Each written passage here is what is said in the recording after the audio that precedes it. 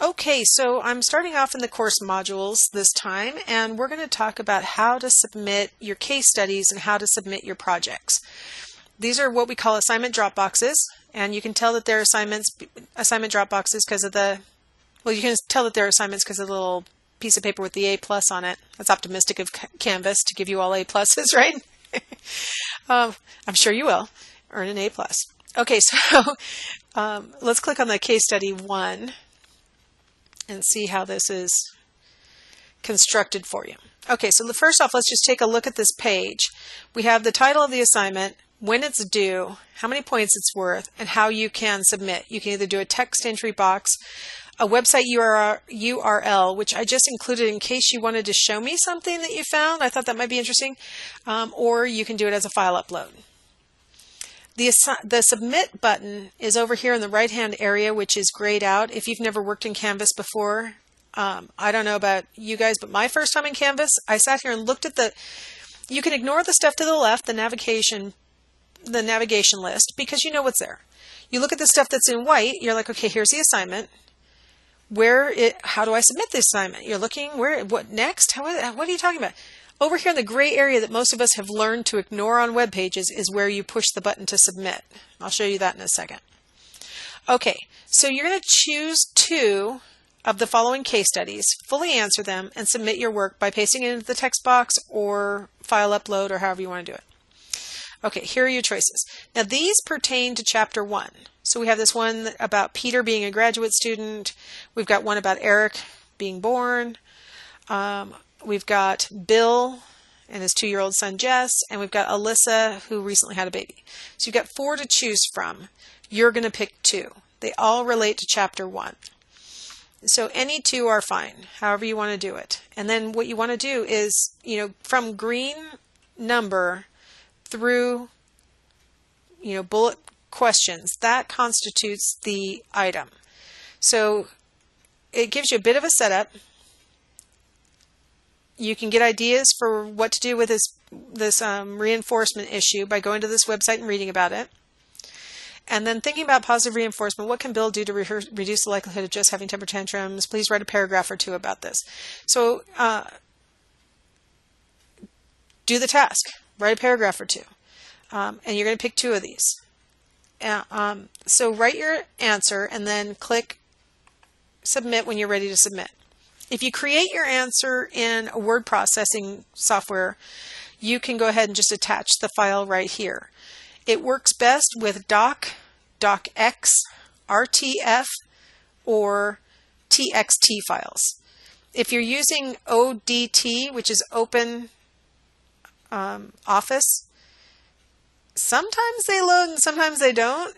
I'm not exactly sure why. But you can use Open Office to save as RTF, and then it'll open no problem. Any word processor can save as RTF, and those should work beautifully. Anyway, so you can do a file upload, or you can do a text box entry, which is where you can create it on a word processor and then just paste your work in here. I really recommend against typing your work into this box because sometimes, especially if you're working on a tablet or a smartphone that does a lot of refreshing, it will clear out your box and you'll have to start over again. And it's really irritating, and you're going to get like homicidal if you've been working for a little while and the thing clears out. You're going to be really irritated. So I really recommend creating it somewhere and then copy and paste it into this text box if that's the route you want to go. The website URL, really, I think what this is designed for is if you have your own website where you can load stuff up like a blog or something. So probably you won't be using that. I'd really like to request that you not use this comments box. It sends an email to my inbox, and it's so out of context. I get emails that say things like, I hope this is in the correct format. And it's like, what are you talking about? This is in my inbox. And then I have to look at it and realize, oh, this came associated with an assignment. It's very confusing. I don't know what is wrong with Canvas that they thought that was a good idea. But I just really would like to request that you not put anything in the comments box. So attach your file or else enter the text into the text box. Then click this button that says this assignment submission is my own original work, because the assignment is going to be put through the Turnitin.com plagiarism software that looks for evidence of plagiarism. I can warn you right now that if you have done what I've asked, which is include the background question in your answer, you're going to get a score that implies some plagiarism because you've copied the part that I told you to copy. So obviously, I'm not expecting a 0 on the plagiarism score. I'm expecting you to be, in like the 25% or less range. So go ahead and click that, and as long as you didn't copy stuff off of a website or something, you're going to be fine. As long as you answered the questions yourself, you're going to be fine. And then just go ahead and click Submit Assignment, and I'm going to go ahead and submit something so I can show you. I'll just make a stupid little, this is my paper,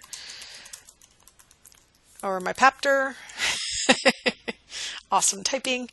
And that, yes, was my own original work. I'm going to submit the assignment because I'm in test student mode. And then I can show you that once you hit submit, you'll see this box on the right where the submission button had been, saying it was turned in with a nice big green check mark when it was turned in. If you want, it'll show you the submission details. You can look at your original entry. You can even resubmit if you want. So resubmitting will substitute over what you had submitted before. So as long as you're before the deadline, you can redo the work. So that's how the case studies work. You'll pick 2 from the list, complete them fully, and submit them.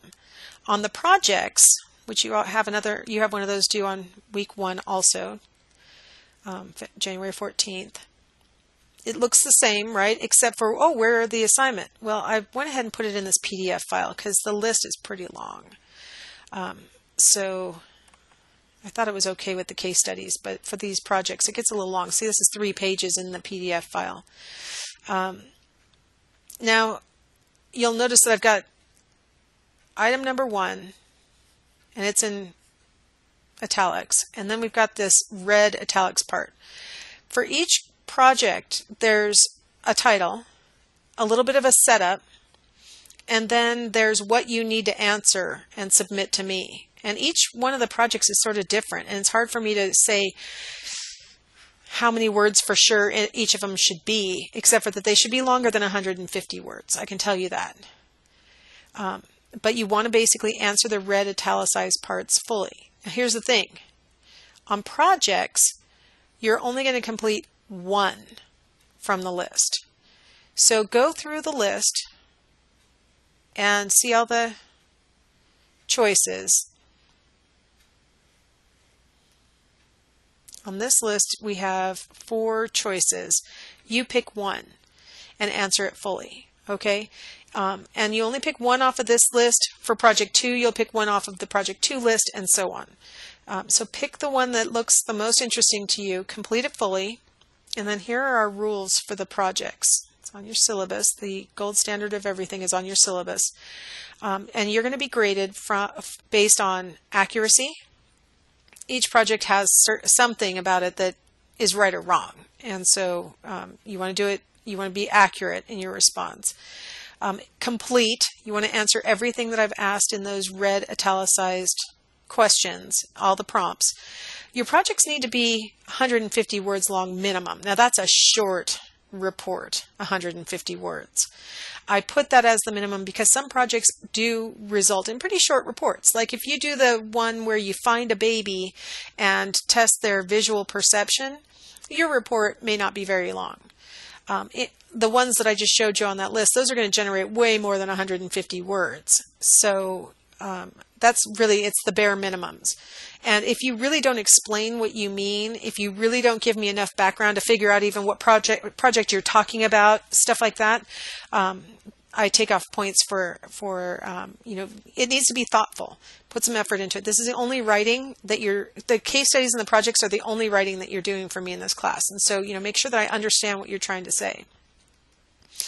Timeliness is sort of a inaccurate requirement given that you cannot submit them late. The dropboxes for both the case studies and for the projects will literally lock you out once the deadline passes. So yeah, timeliness is a requirement because it's sort of a pass-fail one. If you don't make it by the deadline, then you fail the assignment. I don't take them late.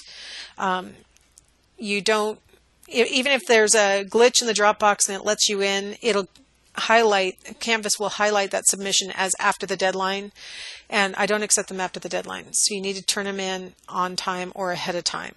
That's why I make them available this whole time. There's really no reason to be late since you have 2 weeks between assignments. If you use text language or your spelling is really just horrific and I'm struggling to read it, I'm going to go ahead and deduct points in an effort to try and shape your behavior towards, writing in normal language, or, running your assignment through the spell check or something, so that I'm not being punished so hard trying to read your submission. I'm laughing because I have students who occasionally do this to me where I get really, really just challenging to read assignments. And, there's really no reason for it. Go ahead and put your assignment through spell check and then give it to me after it's been corrected. My son is the world's worst speller. And I'm not saying that like, oh, he should be a genius and he's just a kind of bad speller. I'm saying it like,